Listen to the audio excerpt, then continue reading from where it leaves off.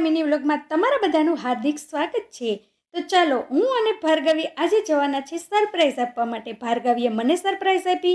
અમે બંને નીકળી ગયા રસ્તામાં તો સરસ મજાની ગુલ્ફી જોઈ તો ગુલ્ફી ખાવા માટે ઊભા રહી ગયા। સરસ હતી રાજસ્થાની ગુલ્ફી। ખાતા ખાતા અમે આગળ જતા હતા ત્યાં રસ્તામાં તેના અંકલ મળી ગયા અને પરીએ તેની સાથે પકડીને ખૂબ મસ્તી કરી કેમ કે તેને પણ આ સરપ્રાઈઝ જ હતી। તો બંનેએ વાતો કરી અને ધીરે ધીરે અમે આગળ ચાલવાનું ચાલુ કર્યું। તો અમે ઘરે પહોંચ્યા ત્યાં પરી પણ પહોંચી ગઈ।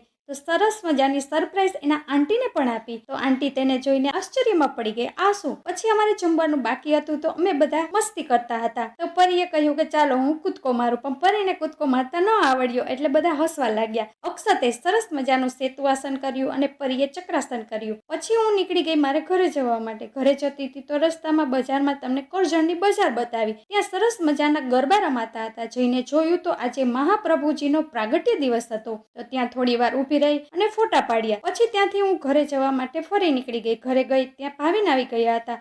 પછી અમે બંને જ્યુસ પીવા માટે ગયા, પણ આજે પીવાનો હતો શેરડીનો જ્યુસ। એ હતો આમળાનો, ટોપરાનો, સ્ટ્રોબેરીનો, એવા અલગ અલગ ફ્લેવરના હતા। તો અમે મંગાવ્યો પાઇનેપલ જ્યુસ। તો ત્યાં બેસવા માટે સરસ મજાના સ્ટૂલ હતા તો અમે ત્યાં બેસી ગયા। બેસીને બંને વાતો કરતા હતા। ત્યાં સામે જોયું તો સરસ મજાના ગોલાની દુકાન હતી। ત્યાં પણ એટલું ટ્રાફિક હતું, બધા ગોલા ખાતા હતા પણ અમે ગોલા ન ખાતા। તો આજનો મિની બ્લોગ કેવો લાગ્યો? ડેઈલી મિની બ્લોગ જોવા માટે ચેનલને સબસ્ક્રાઇબ કરી દેજો, લાઈક કરી દેજો અને સરસ મજાની કમેન્ટ પણ કરી દેજો।